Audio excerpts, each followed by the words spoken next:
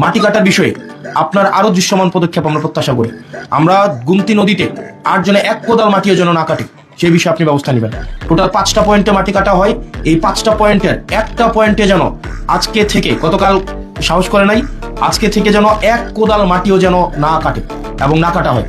কারণ কোনো 1 কোদাল যদি মাটি কাটা হয়, এটার কিন্তু আপনাদের আইনগত দায়িত্ব আপনাদেরকে নিতে হবে। কারণ তাইলে আপনারা কোনো না কোনো জায়গায় প্রশ্রয় দিচ্ছেন বলেই ওনারা মাটি কাটার সুযোগ পাচ্ছে, অথবা আমরা বলবো এটা আপনার সমঝোতার ভিত্তিতে হচ্ছে। কারণ ইতিমধ্যেই যেহেতু একটা অভিযোগ আসছে যে এখানে থানা পুলিশ জড়িত, থানা পুলিশকে ম্যানেজ করে হচ্ছে এখানে মাটিটা কাটা হয়, এবং মাটি কাটার আগেই তাদেরকে হচ্ছে আগে থেকে সচেতন করা হয় যে আমরা এই সময় থেকে এই সময় মাটি কাটবো। দেখা যায় এসিলেন মহোদয় আপনার ওই পুলিশকে যাইতে যাইতেই আপনার দেখা যায় পুলিশ আবার হচ্ছে জনশ্রুতি আছে যে পুলিশ আবার হচ্ছে ওই মাটি যারা কাটে তাদেরকে আবার একটু সচেতন করে দেয়, এবং আপনি 1 লাখ টাকা 2 লাখ টাকা যে জরিমানা করেন এটা তারা ইনভেস্টমেন্ট হিসেবে ধরে নেয়। মানে তারা যখন মাটিটা কাটে এই জরিমানার টাকাটা তারা এটাকে একটা ধরেই নেয় যে এটা আমার মানে অবচয় ব্যয় হিসাবে এটা যাবে। তো সেই জায়গা থেকে তাদের এই খরচটা তাদের গায়েই লাগে না।